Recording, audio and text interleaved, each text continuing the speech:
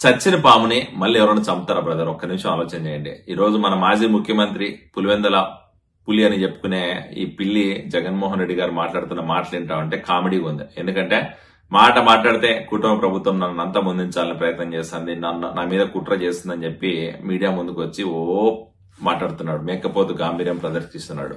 జగన్మోహన్ రెడ్డి గారిని ఒకనే అడుగుతున్నా, నువ్వు ఆల్రెడీ చచ్చిన పాము, అది నీకు అర్థం కావట్లేదు అనుకుంటా. ఎందుకంటే నీ పార్టీ నాయకులు, నీ కుటుంబ సభ్యులు, నీ కార్యకర్తలు నిన్ను వ్యతిరేకించినప్పుడే నీ కొర్రలు బీకేసినట్టు అయింది. ఇంకా రోంత చివరి ప్రాణం ఉంటే అది కాస్త రాష్ట్ర ఎలక్షన్ లో ఓటు అనే ఆయుధంతో ప్రజలు ఆల్రెడీ నిన్ను తిరస్కరించినారు, నిన్ను ఆల్రెడీ చంపేసినారు. అది నీకు అర్థం కాక నువ్వు ఇంకా అధికారంలో ఉన్నా, నాకు ఇంకా సెక్యూరిటీ కావాలా, నాకు ఇంకా ప్రతిపక్ష హోదా కావాలని చెప్పి కోర్టుల చుట్టూ తిరుగుతున్నావు, కానీ నీకు ఆల్రెడీ నువ్వు చచ్చిన పాము. అది గుర్తుపెట్టుకోండి జగన్మోహన్ రెడ్డి గారు.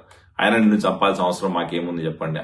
మిమ్మల్ని అంతమొందించాల్సిన అవసరం మాకు గానీ, మా పార్టీ నాయకులకు గానీ, లేకపోతే కూటమి ప్రభుత్వానికి కానీ ఎట్టి పరిస్థితుల్లో లేదు. మాకున్న అజెండాలో ఒకటే ఏంటంటే, అధికారం ఉంటే, సెక్యూరిటీ ఉంటే, మంది మార్బలగం ఉంటే ఎలా బిహేవ్ చేస్తావో, అధికారం లేకపోతే, సెక్యూరిటీ లేకపోతే, మంది మార్బలం లేకపోతే నువ్వు ఎలా బిహేవ్ చేస్తావో ప్రజలకు తెలియజేసే ప్రయత్నం. నువ్వు ఈ రోజు అధికారం కోసము, లేకపోతే అధికారం లేకపోతే ఎలా బతకలేవో, ఎంతమంది కాలు పట్టుకుంటావో, ఎన్ని కోట్ల చుట్టూ తిరుగుతావో, ఎంత భయపడతావో ప్రజలకు తెలియజేసే ప్రయత్నమే చేస్తున్నావు ఈ రోజు. అంతే. ఇంకా చెప్పాలంటే, నువ్వు నీ పార్టీ నాయకులు అధికారం చేతిలో ఉంది కదా అని చెప్పి ప్రజల సొమ్మును ఎంత దారుణంగా దోచుకున్నారో, ఆ దోచుకున్న సొమ్ము అంతా కక్కించడానికే ప్రయత్నం చేస్తున్నాం. ఇంకా నువ్వు నీ పార్టీ నాయకులు అవినీతి తిమింగలాల్లాగా అధికార దుర్వినియోగానికి పాల్పడి అవినీతి సొమ్ముతో కొన్ని వేల కోట్లు సంపాదించుకొని ప్యాలెస్లు కట్టుకున్నారు. ఆ ప్యాలెస్ లో ఉన్న ఖజానానంతా బయటికి లాగి ప్రజలకు మళ్ళీ వీళ్ళు చేసిన భూదందాలు అవ్వచ్చు, ఇసుక మాఫియా అవ్వచ్చు, లేకపోతే రెడ్ శాండ్ స్మగ్లింగ్ అన్ని కూడా ప్రజలకు మళ్ళీ తెలియజేపే ప్రయత్నమే చేస్తాం తప్ప నీ మీద కక్ష గానీ, నీ పార్టీ మీద గానీ కక్ష మాకు లేదు. ఒక్క నిమిషం కూడా మీ గురించి ఆలోచించే అవసరం మాకు లేదు. ఎందుకంటే మా ప్రభుత్వం ప్రజల కోసం పనిచేస్తుంది, ప్రజల పక్షాన్ని నిలబడుతుంది, ప్రజా ప్రభుత్వం అని చెప్పి ఆల్రెడీ ప్రజల్లో దృఢ సంకల్పంతో ఉన్నారు. ఇంకా చెప్పుకుంటూ పోతే వెనకడ ఒక పెద్ద మనిషి అంట, అధికారం ఉన్నప్పుడు కుక్క కూడా పులిలాగా బిహేవ్ చేస్తుంది, అధికారం పోతే ఆ కుక్క కాస్త పిల్లికి కూడా భయపడుతుందని. ఈ రోజు నీ పరిస్థితి అట్లా ఉంది. ఎందుకంటే అధికారం ఉన్న రోజుల్లో ప్రగల్భాలు పలికినావు, అధికారం ఉన్న రోజుల్లో పులి అని చెప్పుకున్నావు. ఈ రోజు అధికారం పోతూనే సెక్యూరిటీ కావాలా, ప్రతిపక్ష హోదా కావాలా, నన్ను చంపేస్తున్నారని చెప్పి కోట్ల చుట్టూ తిరుగుతున్నావు. అంటే నువ్వు ఎంత అధికారం వ్యామోహంలో ఉన్నావో, ఎంత అధికారం లేకపోతే బతకలేకపోతున్నావో, ఎంత అధికారం మీద డిపెండ్ అయినావో, ఎన్ని పాపాలు చేసావో, ఎన్ని అవినీతి పనులు చేసావో, ఎంత భయపడుతున్నావో అర్థమైపోతుంది. ఆయన జగన్మోహన్ రెడ్డి, నిన్ను చంపాల్సిన అవసరం, నిన్ను అంతమొందించాల్సిన అవసరము మాకు లేదు. ఖచ్చితంగా చెప్తున్నాం. ఈరోజు గుర్తుపెట్టుకో.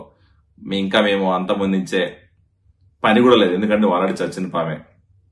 ప్రజలు మాకు ఈ దరిద్రం వద్దురా బాబు అని చెప్పి మీ వైఎస్ఆర్సీపీ పార్టీకి, వైఎస్ఆర్సీపీ నాయకులకు బుద్ధి చెప్పి 11 సీట్లు ఇచ్చినా కూడా మీరు ఇంకా ఈ రోజు అధికారంలో ఉన్నాము, మేము ఇంకా రాష్ట్రంలో మా ఎగ్జిస్టెన్స్ ఉందని చెప్పి ఏదో ప్రూవ్ చేసుకునేకి మీ ప్రగల్భాలు, మీరు చేస్తున్న ఆరోపణలు, మీరు చేస్తున్న ఈ ఫేక్ మాటలు, లేకపోతే మీరు చెప్తున్న అబద్ధాలు ప్రజలు నమ్మే పరిస్థితి లేదు. ఖచ్చితంగా నిన్ను, నీ పార్టీని నమ్మే పరిస్థితి ప్రజల్లో ఏ రోజో మర్చిపోయినారు. అది గుర్తుపెట్టుకోండి. ఇంకా ఆల్రెడీ నీ పని అయిపోయింది జగన్మోహన్ రెడ్డి గారు. మీరు ఉన్నదల్లా ఏంటంటే, వీలైతే ఆ బెంగళూరులో కూర్చో.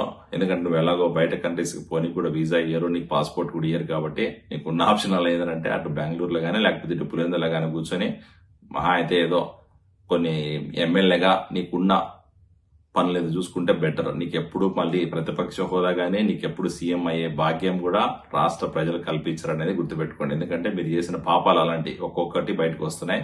రాబోయే రోజుల్లో ఖచ్చితంగా మీరు చేసిన పాపాలన్నీ ప్రజలకు తెలియజేస్తాం.